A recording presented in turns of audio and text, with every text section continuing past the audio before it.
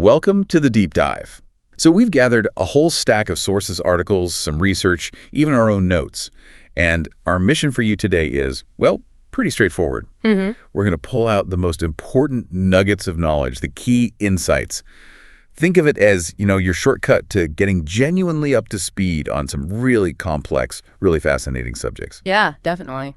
We'll challenge your understanding a bit, maybe broaden your perspective, and hopefully help you make sense of all the different viewpoints out there. And that's crucial because with topics this intricate, there really aren't any easy answers, are there? Our goal isn't to tell you what to think. It's more about giving you a clearer map of the terrain, arming you with different perspectives, and, encouraging that critical thinking muscle we all need. Okay, let's dive right into our first topic then. It's one that's everywhere right now. The ethics of artificial intelligence. It's not just sci-fi anymore, is it? Our sources really dig into some big questions. What are our responsibilities as we build these smarter machines? What are the actual dangers? And on the flip side, what are the potential benefits? It's striking, actually, how the different viewpoints around AI ethics often come down to this fundamental tension. You see, the sheer speed of innovation versus this urgent need for safeguards. So on one hand, you've got voices saying we absolutely need responsible, fair AI development right now. Urgently.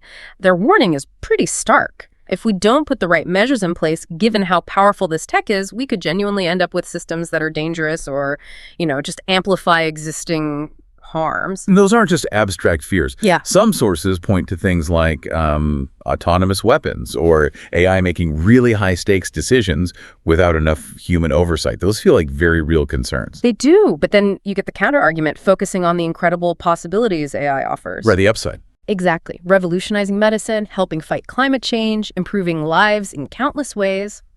These voices urge us to consider the immense benefits, not just get sort of bogged down only by the potential dangers. Okay. And then there's a third perspective, which is quite nuanced. It acknowledges the advantages, the usefulness of AI, but still expresses real apprehension about it being everywhere in our everyday lives. Like?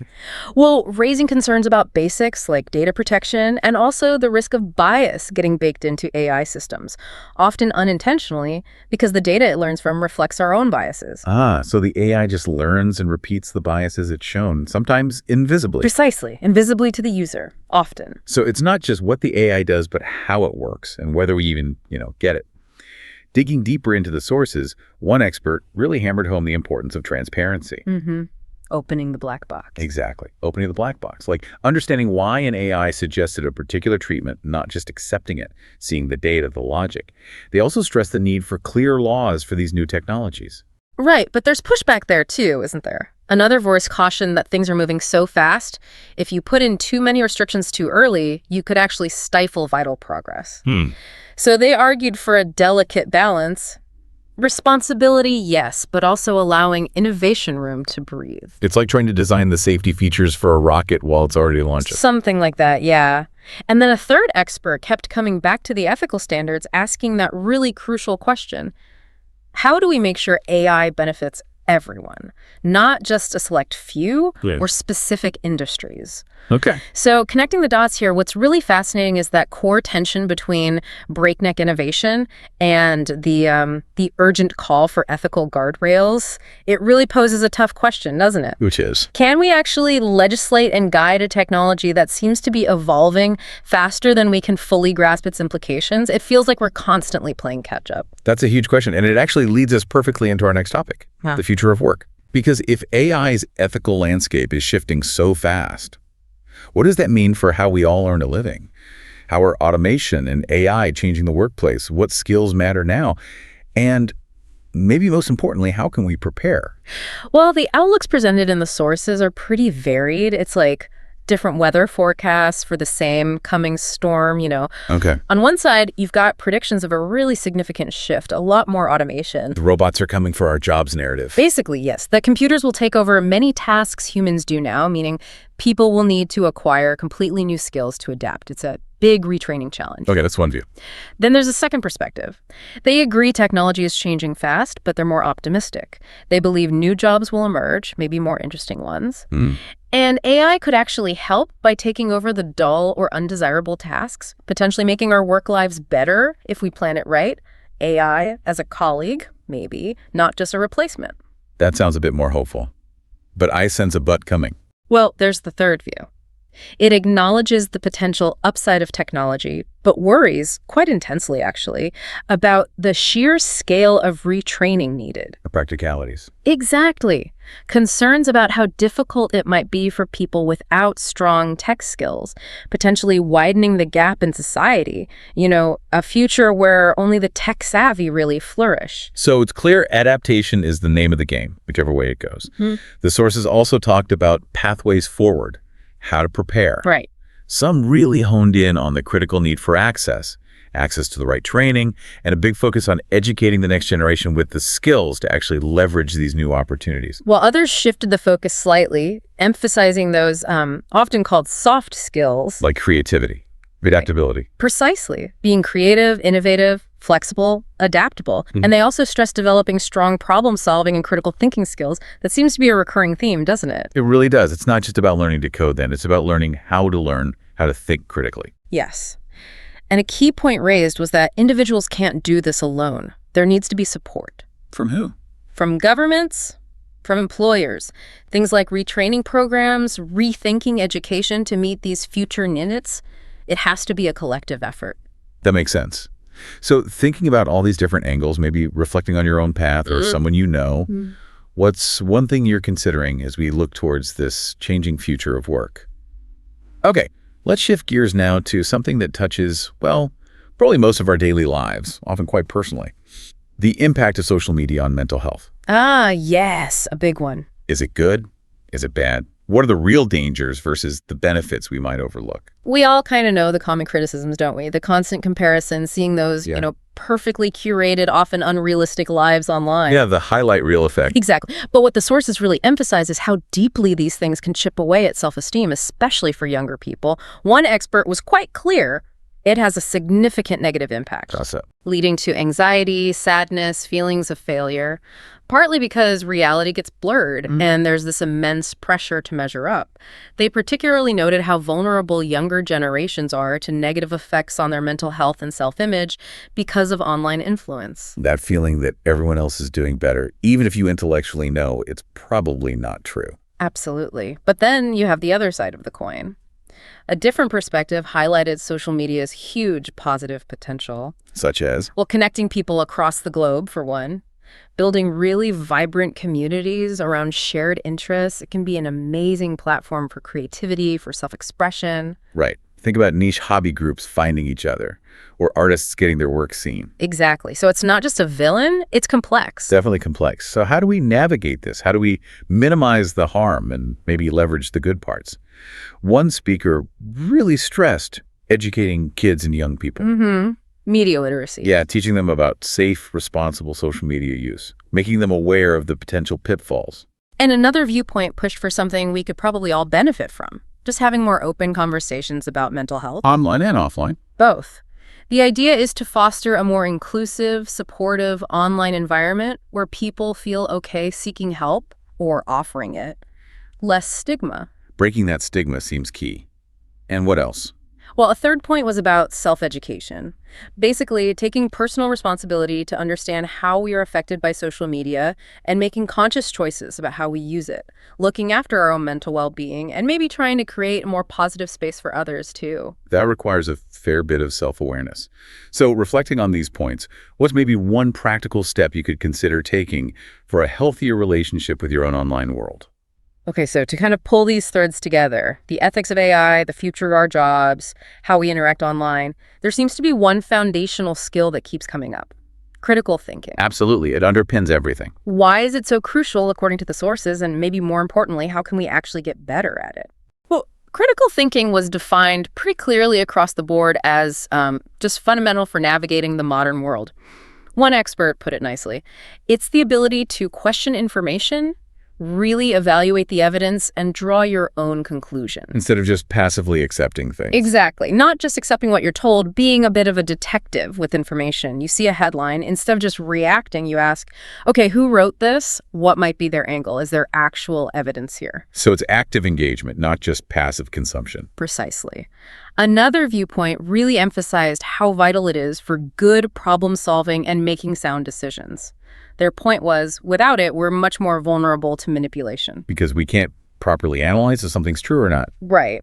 And a third perspective highlighted how essential it is simply because of the sheer volume of information we face. Information overload is real. Tell me about it. Critical thinking skills are what help us filter all that noise, process it effectively, and crucially, tell the difference between facts and opinions. Mistaking one for the other can be, well, dangerous. It really sounds like less of a nice to have and more of a basic survival skill for today. You could definitely argue that. The discussions also looked at how we apply and develop it day to day. It's not just academic. No, not at all. It's important in all aspects of life, from personal choices, what you buy, who you trust, to big global decisions about policy. And there was a strong emphasis, again, on teaching these skills early to younger generations to equip them for the future. And it needs practice, right? It's not just theoretical knowledge. Exactly. Another speaker stressed that point. Critical thinking isn't something you just learn about. It needs to be practiced every single day. Making better choices, evaluating news, even deciding what to have for dinner sometimes involves a level of critical thought. It's a skill you constantly hone. And the final point really summed it up, calling it a vital life skill we need to keep improving, leading to more informed choices for ourselves and ultimately a better society. Yeah, what's truly fascinating here is how critical thinking really does seem to be the common thread linking our ability to engage with all these other complex topics we've touched on. It raises a key question, I think. If we're constantly swimming in this sea of information, how do we actively, consciously integrate critical thinking into our daily routines? How do we make sure we're making genuinely informed choices, not just for ourselves, but, for our communities, for society as a whole? We've certainly covered a lot of ground today, navigated through some really insightful, sometimes challenging discussions, from the ethical tightrope of AI, the shifting sands of the future of work, that complex, very personal relationship many have with social media and mental health, and landing on the foundational power of critical thinking itself. And remember, the whole point of this deep dive, the goal, was really to expand your understanding by laying out multiple viewpoints on these pretty complicated subjects. It's about that continuous process, isn't it?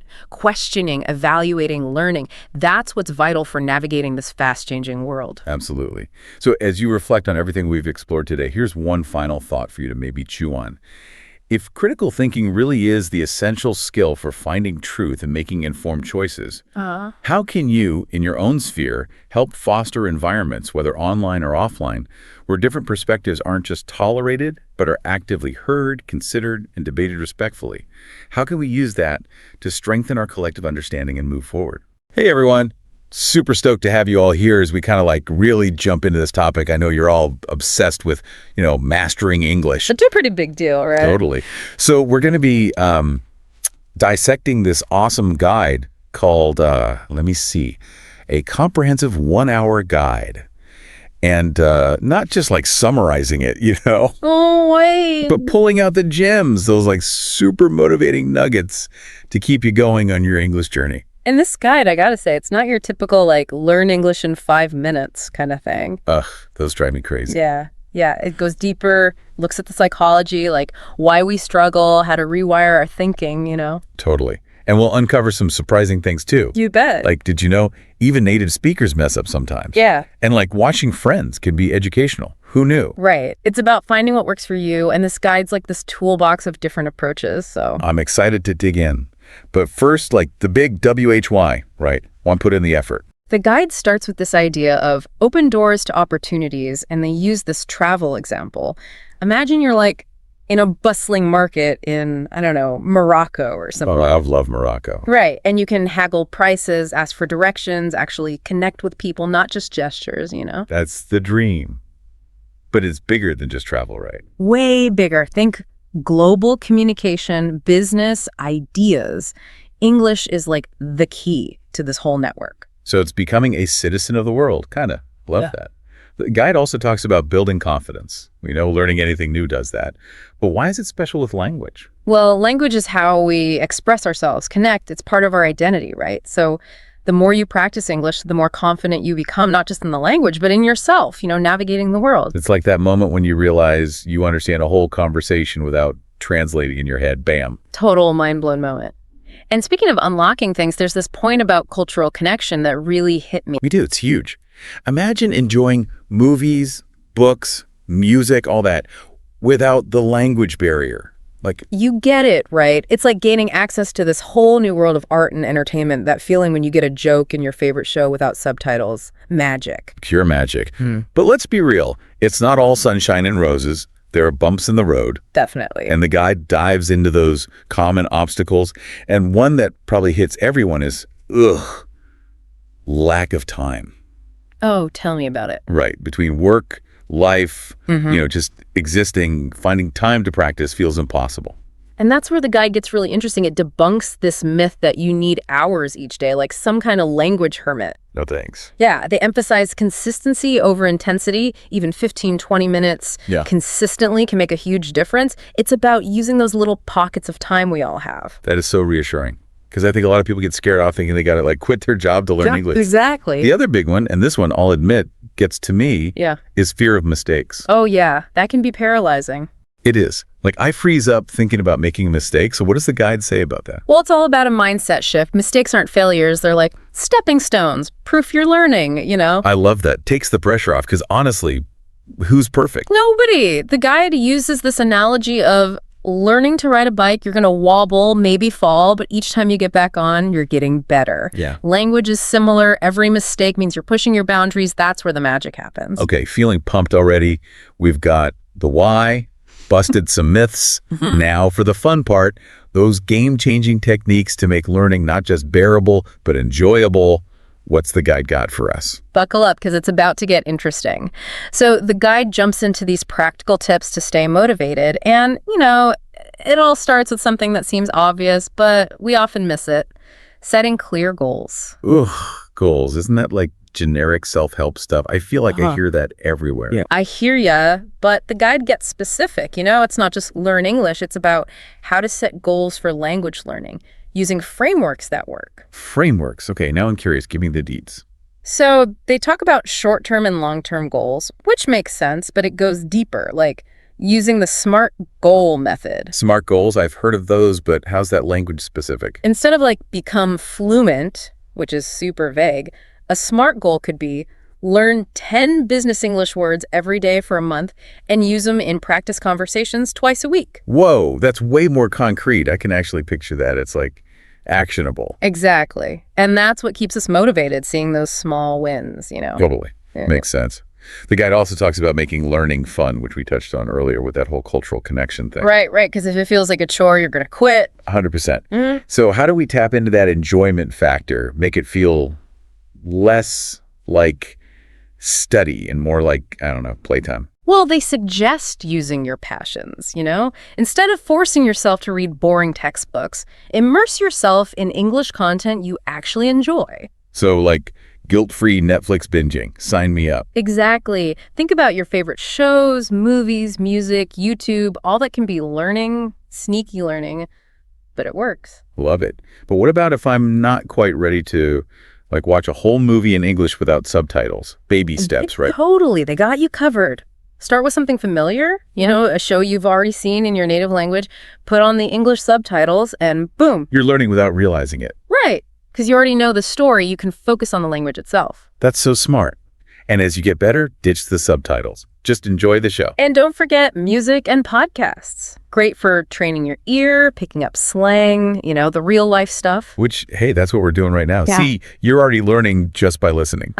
Exactly. But we can take it up a notch. Remember that active listening thing. It's not just about letting the sounds wash over you. Yeah, it's engaging with it, right? What were those specific techniques again? So taking notes while listening, jot down new words, phrases, or summarize what you've heard in your own words. It's like a mental workout. Brain gains. Love it. But let's be real. Life's busy. How do we actually fit in consistent practice? I feel like I'm always saying, I'll do it tomorrow. That's where microlearning comes in. The guide is all about it. Instead of needing huge chunks of time, it's about using those little moments we all have. Micro-learning, gimme those mini hacks. Okay, so imagine instead of scrolling social media on your commute, you listen to an English podcast. Or while you're waiting in line, you review flashcards on your phone. It's like sneaking in learning without even trying. Exactly. It's about being intentional with those little bits of time we usually waste. Mind blown. And speaking of things that are everywhere these days, what about those language learning apps? Are they legit or just fancy games? They can be super helpful, especially for building vocabulary and grammar. Plus, that gamified element keeps things fun, right? But how do we avoid just clicking through mindlessly, not really absorbing anything? It's all about being strategic. Don't treat them as a quick fix. Use them to reinforce what you're learning elsewhere, like from reading or conversations. So it's finding that balance between structured learning and just immersing yourself in English, right? Bingo. And speaking of immersion, the guide gets pretty wild with it, suggesting ways to make English a part of your daily life without even thinking about it. Ooh, tell me more. One of the simplest but most effective. Change your phone and computer settings to English. Boom, you're navigating menus, reading notifications, all in English. Sneaky. It's like tricking your brain into thinking in English. Totally. They also suggest going beyond just watching and listening, get involved in online communities, follow English-speaking influencers, real-life exposure. So it's like a holistic immersion, bringing English into your digital world. Exactly. But what about those who are ready to level up, go beyond the basics, really refine those skills? The guide has some advanced tricks up its sleeve. Yeah, for those ready to really dive in, the guide has this section called Advanced Techniques for Improvement. And it all starts with, oh boy, the one that makes most people nervous? Speaking? Ugh, yeah, tell me about it.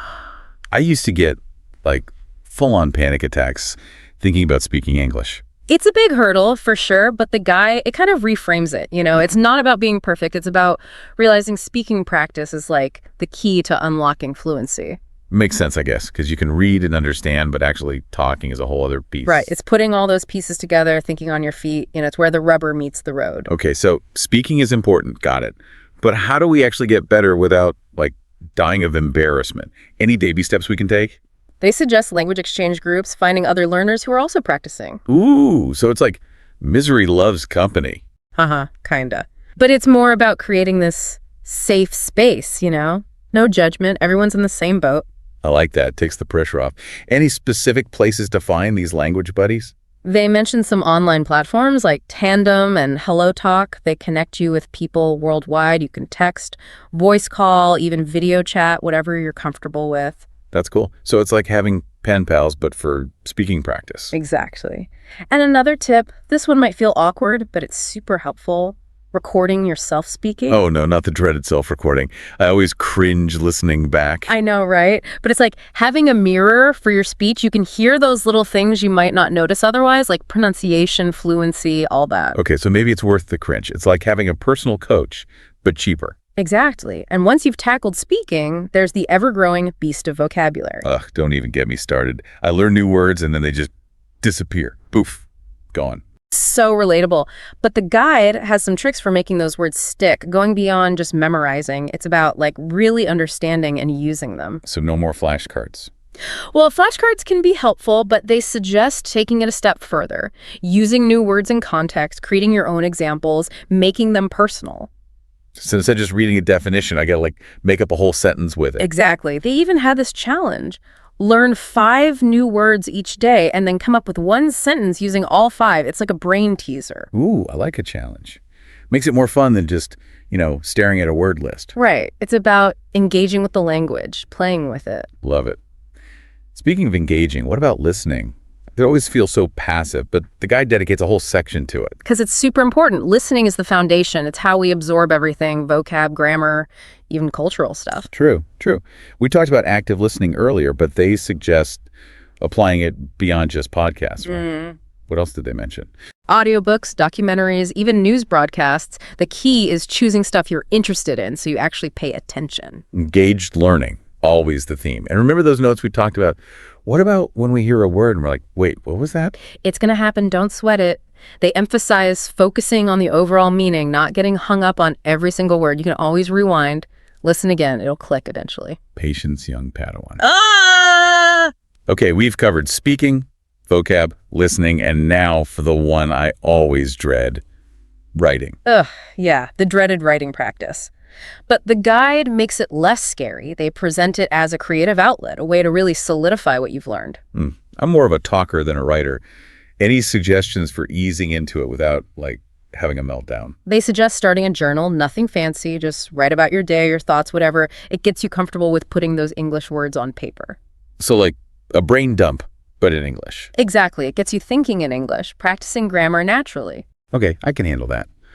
But for those ready for more, what are some next-level writing challenges? They encourage gradually expanding, from journaling to maybe short stories, emails, even participating in online forums, stuff that interests you. So it's finding ways to make writing fun, not just a chore. Exactly. It's all about integrating it into your life, making it enjoyable. Love it. Wow, we covered a ton today, from the why of learning English to all these practical tips.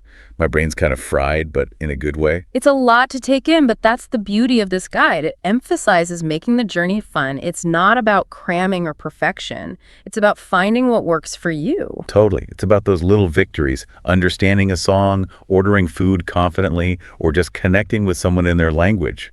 Those are the magic moments. The guide has this quote that sums it up perfectly. Success is the sum of small efforts, repeated day in and day out. Consistency is key, right? It's not about being perfect. It's about showing up, taking those small steps, and over time, those steps lead to amazing things. You got it. Well, this deep dive has been incredible, but it's just the beginning. There's a whole world of English learning out there waiting for you to explore. So go out there and conquer. And as we wrap up, I want to leave you with a question. Now that you have all these tools, what's one small action you can take today to keep that momentum going? Maybe watch a show with subtitles, learn some new words, anything. Just take that step and remember, you're capable of incredible things. Until next time, happy learning. All right, so we're diving into these awesome English speaking tips. And guess what? We're going to use storytelling to help you guys get there. I've been really digging through all these tips, and some of them are so cool. Did you know that simply narrating your day, even just making breakfast or walking the dog, can make a huge difference? There's this story about Jane, who was super shy about speaking, but she started doing that, just narrating her day, and her fluency just took off. It's funny, we often underestimate how powerful just those everyday activities can be. For language learning, it's all about creating a consistent habit of thinking and speaking in English. Yeah. I used to struggle with this whole think in English thing. I'd be translating everything in my head before I could even say a word. It was exhausting. And my conversations just felt so clunky. What are some ways to actually shift your thinking into English mode? Well, that's a common challenge. One really effective technique is to start small. So instead of trying to translate entire sentences, just focus on single words or short phrases. For example, when you see a cat, just think cat in English, not your native language. And then as you get more comfortable, gradually increase the complexity. Another helpful tip is to use visual aids. So surround yourself with English labels, posters, even sticky notes. This constant visual reminder will kind of just nudge your brain to start thinking in English. So it's like training your brain to make those automatic connections, right? Instead of going through that extra translation step. Exactly. And speaking of training, the source material really emphasizes the importance of daily practice, even if it's just for 10 or 15 minutes. The key is consistency. Think of it like working out a muscle. The more you use it, the stronger it gets. And this story about Raj totally proves your point. He was really focused on improving his pronunciation. So he started imitating the dialogue from his favorite movies, paying attention to the actor's intonation and everything. And guess what? It totally worked. He started to sound so much more natural and fluent. You know what Raj was doing was actually quite clever. He was intuitively tapping into the power of mimicry, which is a fundamental aspect of language acquisition. When we imitate native speakers, we're not just copying sounds, we're absorbing the subtle nuances of the language, the rhythm, the stress patterns, even the emotional tone. Okay, that makes a lot of sense. It's like when we learn our first language as babies, we're constantly mimicking what we hear around us. So why not apply that same principle to learning English? Exactly. And this leads us to another crucial point that's emphasized in the source material: learning phrases, not just isolated words. Okay, this is something I've heard before, but honestly, I never fully understood why it was so important. Can you explain a bit more? about the benefits of learning phrases instead of just memorizing individual words. Sure. So when we learn phrases, we're not just acquiring vocabulary, we're also grasping how words work together. In natural flowing speech, for example, instead of just learning the words give and hand, we learn the phrase, could you give me a hand? This teaches us like the grammatical structure, the idiomatic usage, and the natural rhythm of the language. Oh, so those common phrases become like building blocks for conversations. It's much more efficient than trying to piece together individual words in the moment. Exactly. Imagine trying to build a house brick by brick versus using prefabricated walls. Phrases are those prefabricated walls of language. They help you communicate more fluently and naturally. The source even gives some great examples, like what's up or how's it going? You know, I never thought of it that way. That's actually a really helpful analogy. So instead of getting bogged down with individual words, we should focus on those everyday phrases and how they're used in context. That's a fantastic takeaway for our listeners. Absolutely. Yeah. And the beauty of it is you encounter these phrases all the time. In movies, Yeah. music, and everyday conversations. Start paying attention to them, write them down, and practice using them Yeah. in your own interactions. Yeah. I love that. All right, so we've talked about the importance of thinking in English, practicing consistently, and learning phrases. But let's get even more practical. This source has a whole section on using stories to improve fluency. And I have to admit, I was a little skeptical at first, but then they started talking about visualizing the story and really bringing it to life with details. And it clicked for me. I actually tried it with the sample story they gave about a weekend hike. And it was amazing. I felt like I was reliving the experience as I was telling the story in English. Do you find that using your senses helps you remember things better when you're learning a language? Absolutely. Our brains are wired to remember things that are like emotionally charged and sensory rich. So when you actively engage your senses while you're telling a story in English, like the sights, sounds, smells, you're creating those stronger neural connections, making it much easier to recall the vocabulary and the grammar. It's like turning your brain into a high-definition movie studio. I love that analogy. It makes so much sense. And speaking of making things stick, this source also recommends recording yourself speaking English. Oh, I used to cringe when I would listen back to my early recordings. But it really helped me pinpoint areas where I needed to improve. It was like having a personal language coach in my pocket. Yeah, such a valuable tool Yeah. for self-assessment. You can hear your pronunciation, your intonation, the overall flow of your speech. You might notice things you weren't even aware of, like maybe using filler words too often or speaking too quickly. Oh, totally. I used to say and like all the time. But hearing it back on a recording made me so much more conscious of it. And over time, I was able to break those habits. Exactly. It's all about becoming aware of Yeah. your own speech patterns and then making those conscious efforts to improve. Yeah, for sure. You know, another thing that really stood out to me in these tips was the power of asking questions. It seems so simple, Yeah. but it's such an effective way to keep conversations flowing and build your confidence. Asking questions not only demonstrates like your engagement, but it also encourages the other person to share their thoughts and experiences. It kind of takes the pressure off of you to constantly come up with things to say, and it creates a more dynamic and engaging interaction. Right. And they suggest using those open-ended questions like, what do you think about? Or Yeah. how is your seat? Which is a great tip. Those kinds of questions invite more detailed responses and give you more opportunities to listen and learn. Yeah, and don't be afraid to ask clarifying questions.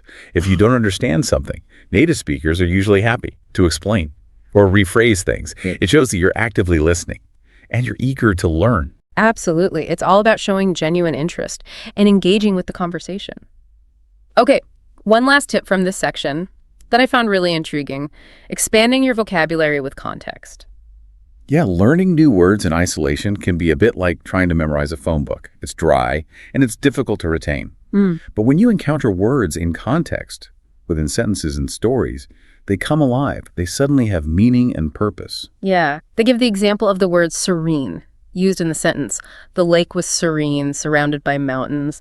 And it's so true. You can instantly picture the scene and understand the feeling the word is trying to convey. Exactly. The sentence provides clues to the meaning of the word serene. You can infer that it describes a peaceful, calm, and tranquil atmosphere. And that visual imagery helps cement the word in your memory.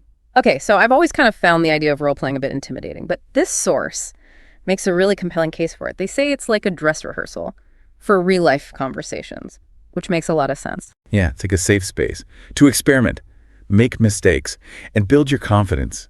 Think about those situations where you might feel a little nervous using English, like ordering food, asking for directions, making a phone call. Role-play those scenarios can really help you feel more prepared and less anxious when you actually encounter them in real life. Right. They even provide this example scenario of ordering at a cafe.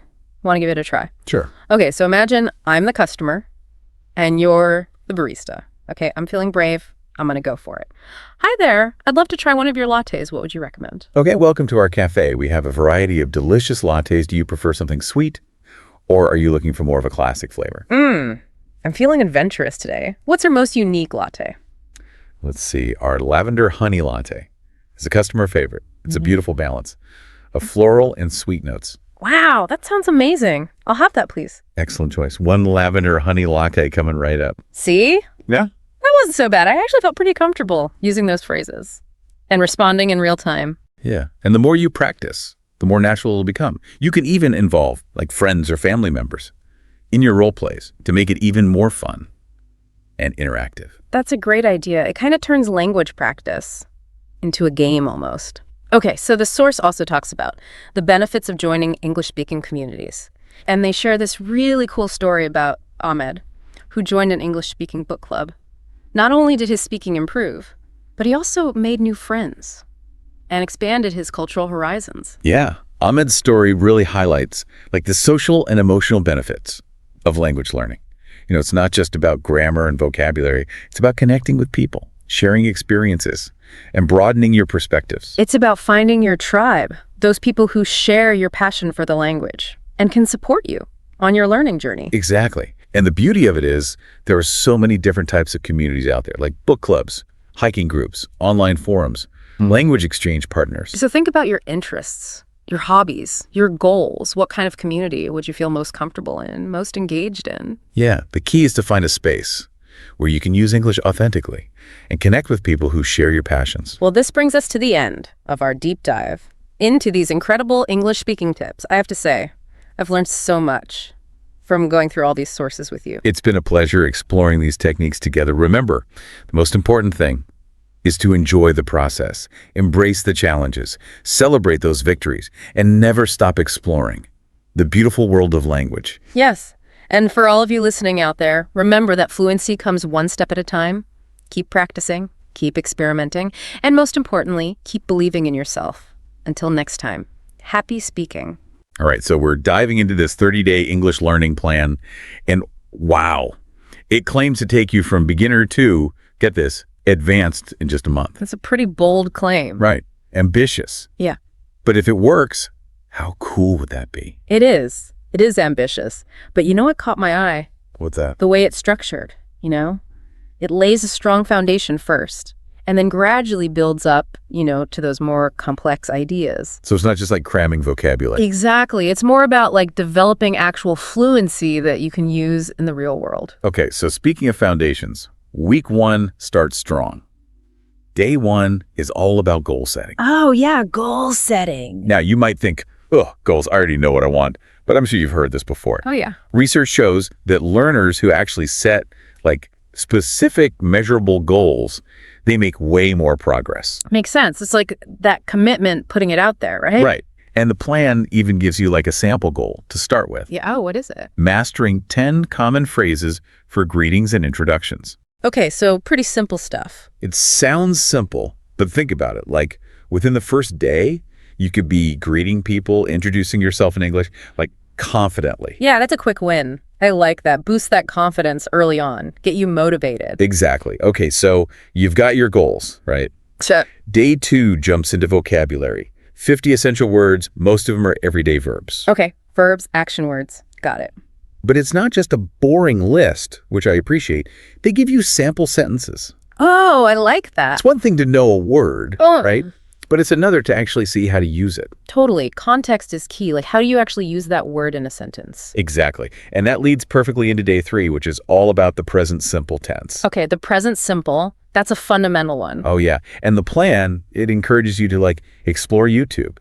Find those visual learning resources. Visual learning. Yeah, that can be really helpful for a lot of people.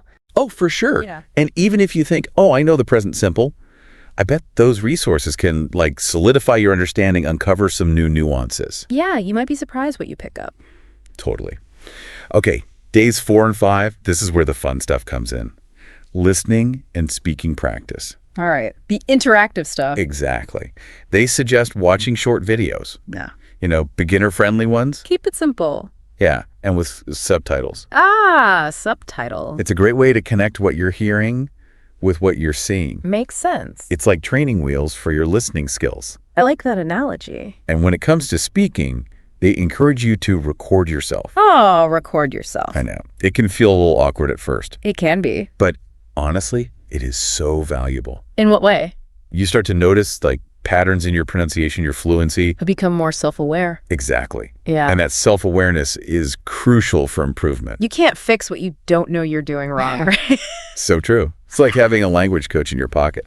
I like that. A pocket coach. All right, so day 6, you get to practice reading. They suggest simple stuff, like children's books. Oh, children's books. Yeah. Or like beginner blogs. No shame in starting small. Of course not. You got to build that confidence. Right. It's about finding enjoyment in the process too, Make it fun. Exactly. And to wrap up week 1, day 7 is all about review and repetition.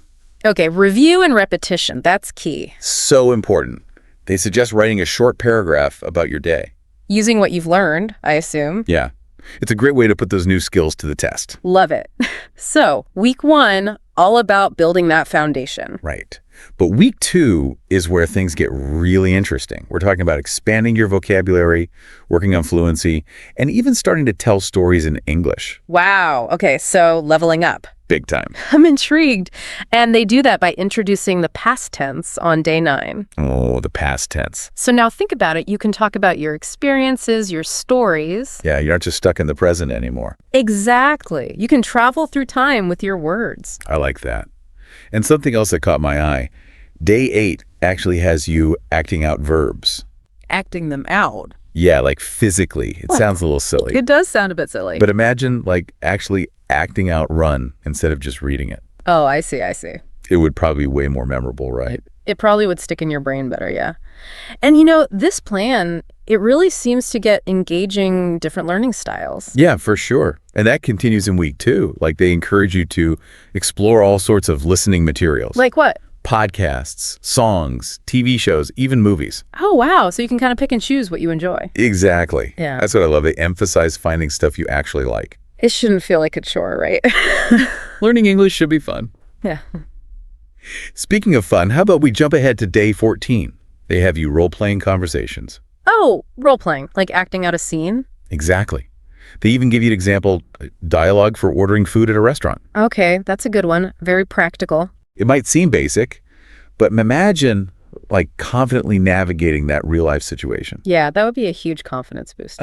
Okay, you be the waiter, and I'll be the hungry customer. All right. Welcome to our restaurant. What can I get for you today? I think I'll have the burger and fries, please. Burger and fries, excellent choice. And to drink. Oh, right. A large lemonade, please. Coming right up. See? Not so intimidating. Piece of cake. And with practice, you'll be ordering like a pro in no time. Now, week 3, it kicks things up a notch. Oh, yeah. It focuses on more advanced grammar and skills. Like what? We're talking future tense, conditional sentences. Ready to tackle those? Ooh, conditional sentences. I've always been a bit intimidated by those. They can be tricky. Yeah, but I'm ready to unlock the secrets of, expressing those what-if situations. Hypothetical. Yes. And, this plan, they always seem to have some creative and engaging ways to learn it all. I'm sure they've got something up their sleeve. And don't forget, there's still a big emphasis on reading comprehension and writing in this week. Oh, right. They want you to really engage with written content. Yeah, that's so important for developing a deeper understanding of the language. Absolutely. It's one thing to understand spoken English. Right. But being able to navigate written English, that opens up a whole new world. A world of books, articles, even emails. Oh, yeah. All that good stuff. And who knows, maybe you'll discover a love for English literature along the way. Now, that would be amazing. Okay, so picture this, all right? A month from now, you've been following this plan, doing all the work, sticking with it. Now imagine you're having a conversation with a native English speaker. Confidently. Wow, yeah. Could be anyone. a colleague, a friend, even like someone you meet while traveling. That's a great image. Think about like all the possibilities that open up, right? When you can communicate easily in English. It really is like unlocking a whole new world, isn't it? And not just of language, but connections, experiences. I remember when I was learning Spanish, one of my biggest goals was to have an actual conversation with a local, like go beyond just ordering food or asking for directions. And I bet when you finally did that, it felt amazing. Oh, it was so rewarding. It's more than just words, It's like connecting with another person on a whole other level. Absolutely. And that's what excites me about this 30-day plan. It's not just about exercises or grammar rules. It's like a pathway to those connections. To like expanding your horizon. Exactly. So we've covered a lot in this deep dive, haven't we? From those like practical daily tips in the plan to the bigger picture of what it means to be fluent. Yeah, we've talked about setting goals, being okay with making mistakes, using technology, and celebrating those wins along the way. But at the end of the day, the most important thing is action, right? Taking action. This plan is just a starting point. It's up to you to take it and actually do something with it. To build something amazing. Exactly. And to our listener, kudos to you for even taking this step towards improving your English. Yeah, it's a big step. And remember, every journey starts with just one step, right? So true. Embrace the whole process, Be patient with yourself, and most importantly, enjoy the ride. We know with some dedication and a positive attitude, you'll be amazed by how far you come in just 30 days. That's right. Go for it. Dive in and unlock that world of English fluency. Happy learning. All right. Ready to dive into something we use every single day? I'm all ears. Words. The building blocks of communication. Exactly. Those essential English words we use in everyday conversations. The kind that make you go, wait, how did I not know that one? Especially if English isn't your first language. Happens to all of us. Even fluent speakers sometimes realize they're missing some key vocabulary for those daily interactions. All right, that's where this guide comes in. It breaks down 99 essential English words. Not just a list, though. Oh, so it's more than just a word dump. Yeah. Categorized with examples and even some tips. It's like a cheat sheet for navigating daily life in English. I like that. A practical approach, not just memorization. So let's jump right in, shall we? Let's. Greetings and introductions. Nah. We've got the basics. Hello, goodbye. Pretty straightforward. But then it gets into politeness. Please and thank you. Those little words can make a big difference. They really do. You see, in English-speaking cultures, politeness is a big deal. It's not just about being nice. It's showing respect, consideration for the other person. Missing those cues can lead to awkwardness, even if you don't mean to be rude. So even simple greetings can have a deeper cultural layer. Fascinating. Okay, moving on to everyday actions. The verbs that keep us going. Exactly. Eat, drink, walk, sleep, work. Universal actions defining our routines no matter where you are. Right, but even with these basic verbs, I bet there are cultural influences. Absolutely. Think about work, for instance. Work. How so? In some cultures, it's deeply intertwined with community or family obligations. So their language might emphasize collaboration, shared responsibility, rather than just individual effort. That's a great point. Even simple words can reveal a lot about a culture's values. Okay, how about time and scheduling? We have morning, afternoon, evening, today, tomorrow. The vocabulary of planning our lives. Seems pretty basic, but I'm sure there's more to it. Oh, there definitely is. Time might seem universal, but how we perceive it, how we structure it, that varies widely across cultures.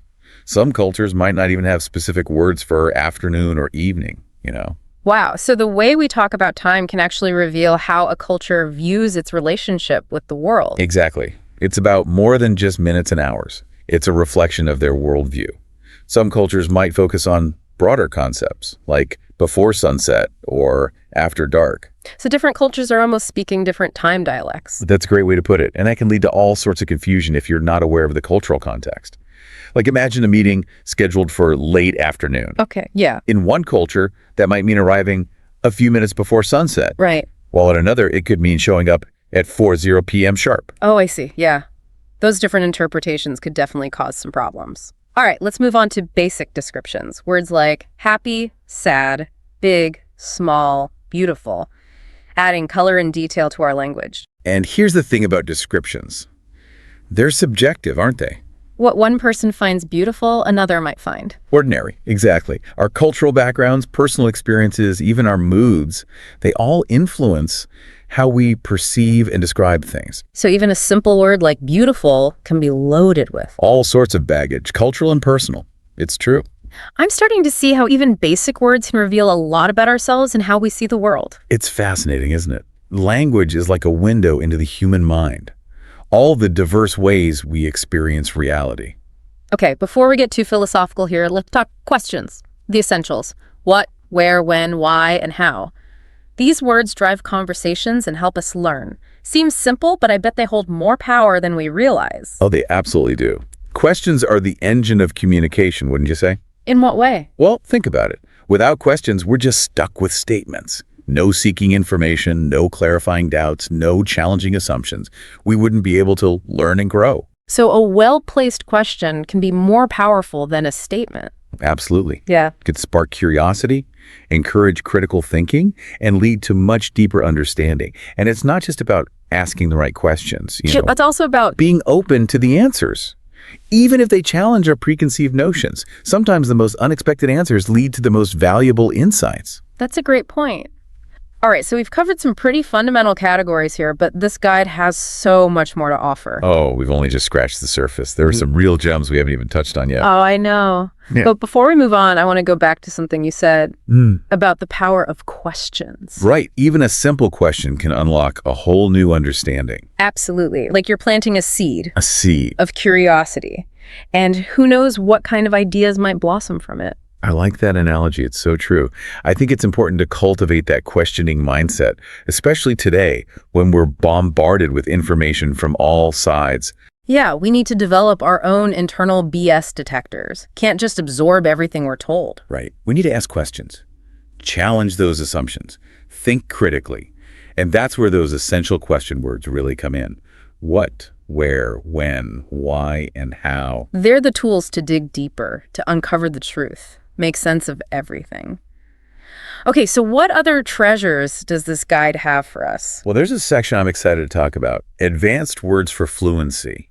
These are the words that can really elevate your conversations, help you express yourself with more nuance. Ooh, give me some examples. Think about words like opportunity, priority, challenge, achievement, and motivation. Oh, okay. Yeah. These are the words that often come up when talking about goals, aspirations, Yeah. values. So they help us articulate our dreams and navigate those big life decisions. Exactly. And it's not just for personal conversations. Imagine you're applying for a job Oh, right. or pitching a new idea. Being able to articulate your motivation or highlight past achievements, that can make all the difference. It's like giving yourself a linguistic upgrade, equipping yourself with the right vocabulary. Precisely. And these so-called advanced words, they often build upon that foundation we talked about earlier. So we're adding new levels to our language house, making a more intricate structure. Speaking of foundations, let's revisit those greetings and introductions. Might seem basic, but first impressions are important. Absolutely. That initial greeting can really set the tone for an interaction. A polite hello or good morning, a genuine smile, good eye contact. That can go a long way in building rapport. Makes people feel valued. Exactly. And those little pleases and thank yous, don't underestimate those. They might be small, but they convey a lot. Respect, appreciation, consideration. It's about acknowledging the other person, showing you value their time and effort. Exactly. Sometimes those simple words can be the most powerful. A heartfelt thank you can mean more than a long speech. It's the sincerity that matters. Which reminds me, we were talking about cultural context before. Oh, right. Different cultures have different expectations when it comes to greetings and politeness. So even if you know the words, it's crucial to be aware of how they might be perceived in different settings. You don't want to accidentally offend someone, like misinterpreting a social cue. Exactly. For instance, in some cultures, direct eye contact is a sign of respect. Yeah. In others, it could be seen as aggressive. Those subtle nuances can really impact how your message is received. It's like learning a whole secret language of communication. It is. That's why immersing yourself in the culture can be so helpful. Even through movies or music, you can see how language is used in different ways. It's a glimpse behind the scenes. And, sometimes the most unexpected sources can teach us something new about language. Like, I remember learning an idiom from a song lyric once. It completely changed how I understood that phrase. That's great. It just goes to show that learning can happen anywhere, anytime. It's about being open to those unexpected moments. Which brings us back to those everyday actions we talked about earlier, those verbs like eat, drink, walk, sleep, and work. The foundation of our daily routines. It's like the alphabet of movement. These verbs help us describe the most basic things we do. Exactly. And you can combine those simple verbs with other words to create such nuance. Like instead of just saying eat, You could say. eat quickly, eat slowly, eat hungrily, eat delicately. Each phrase creates a different image, a different feeling. It's like adding different colors to a painting, making it more vivid and expressive. That's a great way to put it. And that's why a strong foundation of basic vocabulary is so important. It gives you the tools to communicate with more precision, more creativity. The more tools you have, the more you can do with them. Now let's talk about time and scheduling. All about managing our time and navigating those appointments. Deadlines. And as we said before, different cultures view time differently.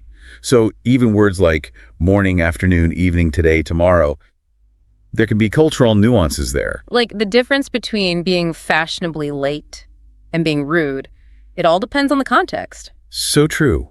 In some cultures, being on time means arriving a few minutes late. Really? In others, it means being there at the exact time. If you don't understand those differences, it can lead to misunderstandings, conflicts. It's like speaking different dialects, but for time. I like that.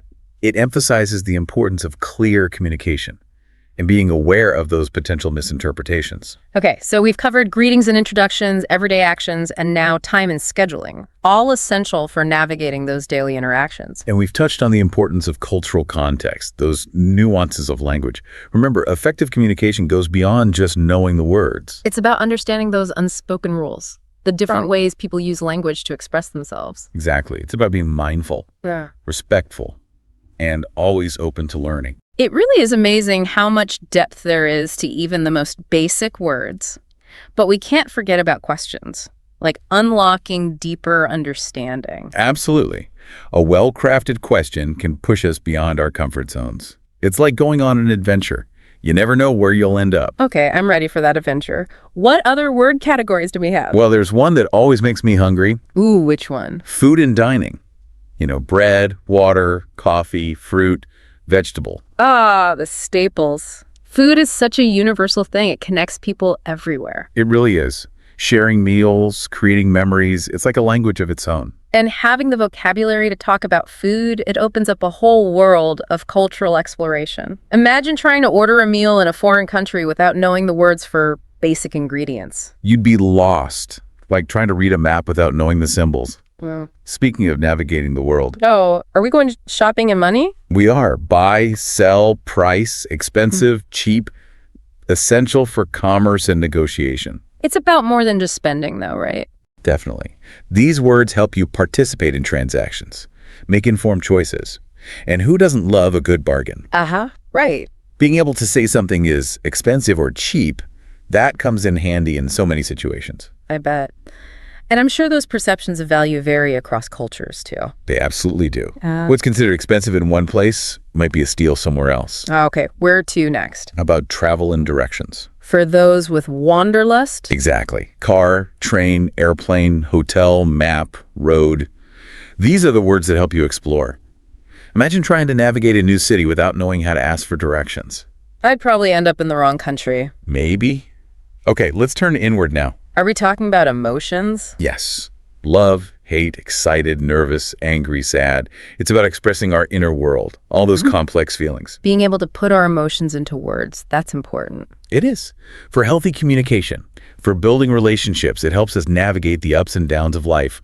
And sometimes, the simplest words are the most powerful. I love you. A sincere apology. They can convey so much emotion, even without fancy language. It's about the feeling behind the words. Okay, what's the last category? Let's talk weather. We have words like rain, sunny, cold, hot, windy, snow, the vocabulary of the elements. Weather is such a universal topic. Right. We all experience it, and it's a great conversation starter. You can talk about the weather with anyone, regardless of their language. It's like a built-in icebreaker. Yeah. And who hasn't bonded with someone over complaining about the heat or the cold? Exactly.